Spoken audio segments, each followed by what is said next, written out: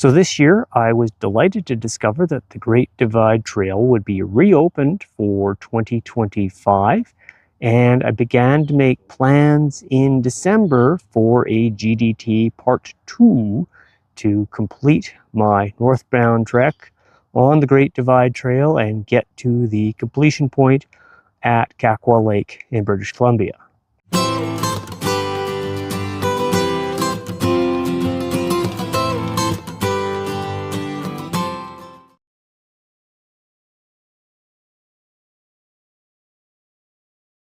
So much has happened since last August.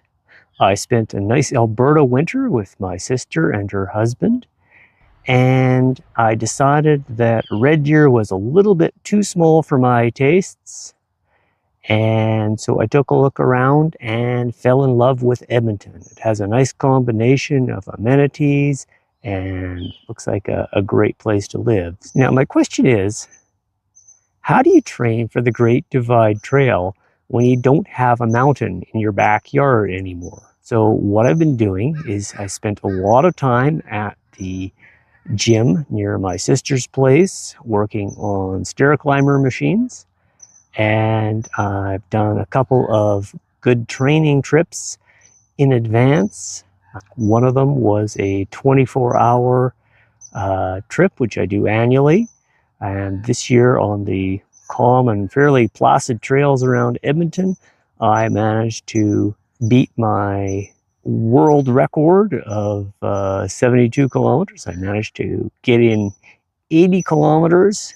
The second thing that I did was a 4-day long shakeout hike to Mount Assiniboine Provincial Park in BC. As you might recall, when I went through there on the GDT last year, it was quite smoky, so I couldn't get very good photographs. This year, I vowed to come back, and it made for a perfect shakedown hike.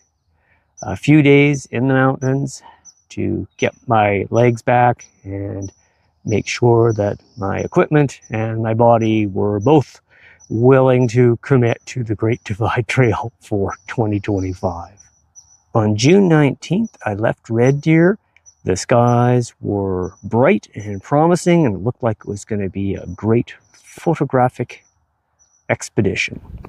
The hike to Big Springs from the trailhead was a short, warm hike, and as I went through the high bear conflict corridor along Bryant Creek, I thought back to all of the creative bear calls that I had created in the last year. Hey, boo-boo. Are we going to get some of those picnic baskets today? I downloaded the weather report on my InReach, and it was the worst possible conditions you could imagine. A mixture of rain and snow for the next few days, and it was going to be cold, wet, and snowy. The worst sort of conditions that I could have. But maybe, on the other hand, for a shakedown hike, the best sort of conditions possible to test out my equipment. Make sure that I can handle the worst that the Rockies can throw at me in summer.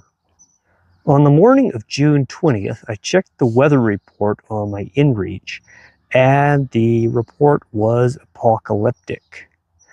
Nearly 30 centimeters of snow was expected the next day, and that meant that this was really going to be a test of worst-case scenario for the Rocky Mountains.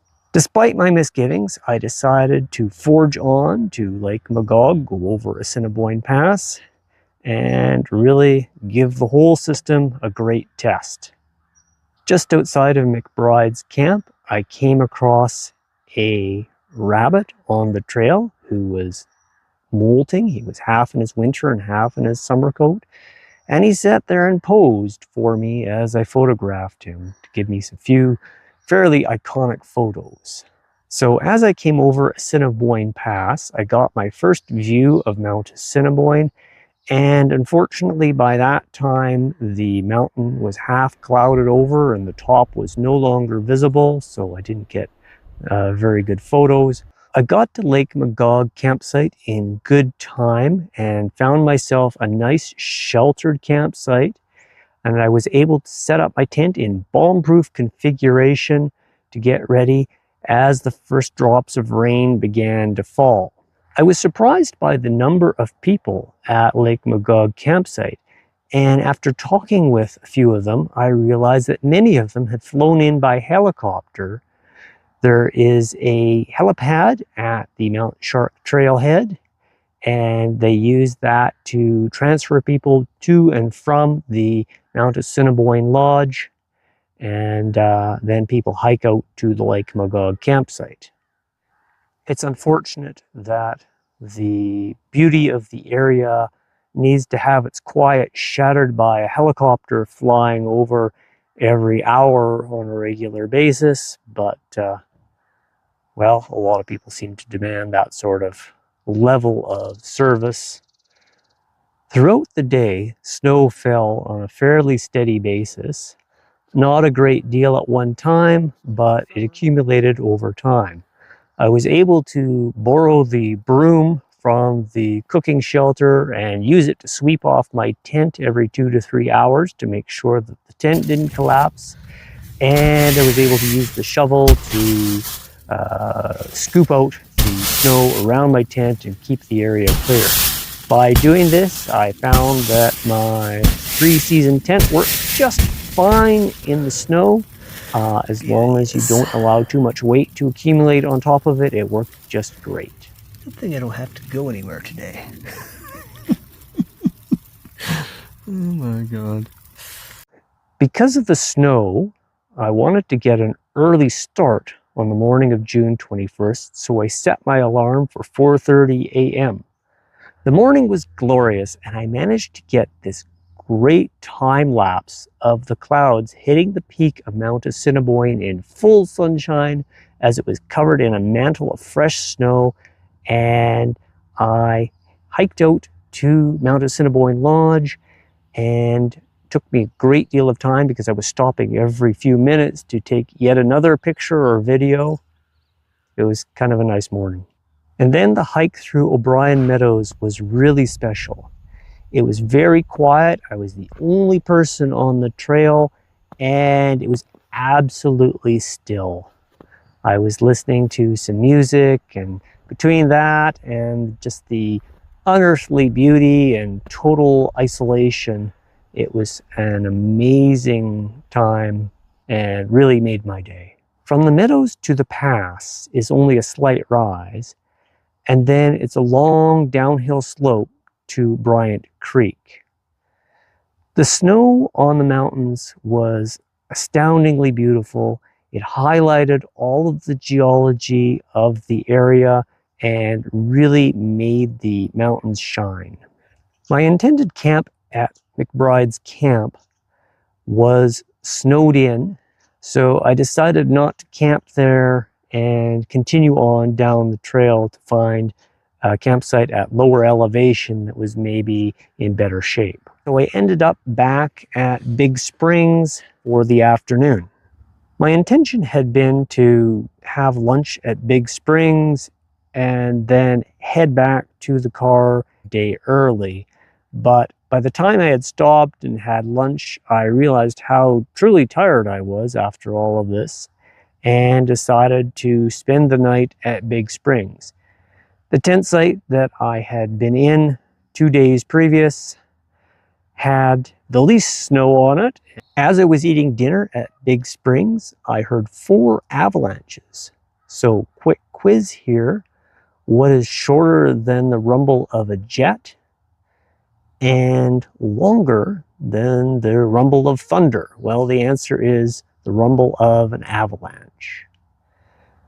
For the second one, I actually could feel the concussion wave in my chest as it hit.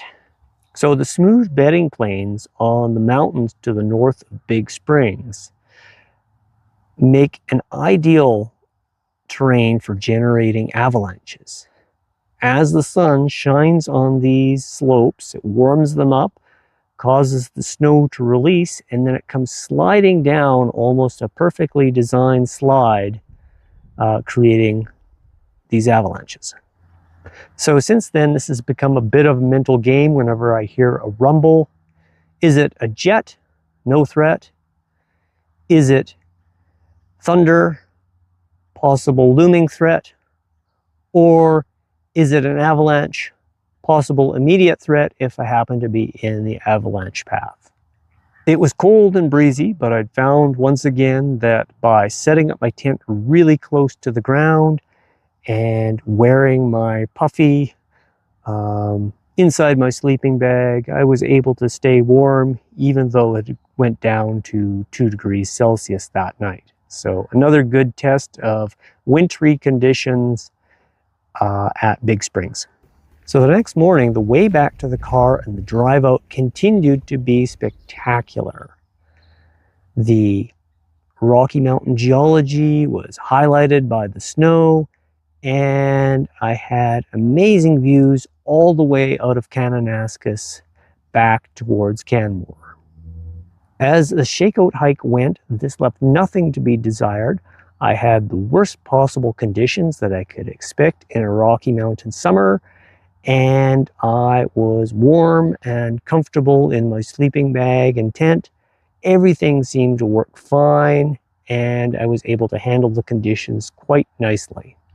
The only problem, of course, was that I never got that iconic photo of Mount Assiniboine that I really wanted because I couldn't get up the ridge where I needed to go because of the snow. I guess that means that next year I'm going to have to do it all over again, but it's not a bad place to go. Next stop, Field and Section D of the Great Divide Trail, starting on June 28th. Northward ho! Cut it out! You are a big beast. Very friendly.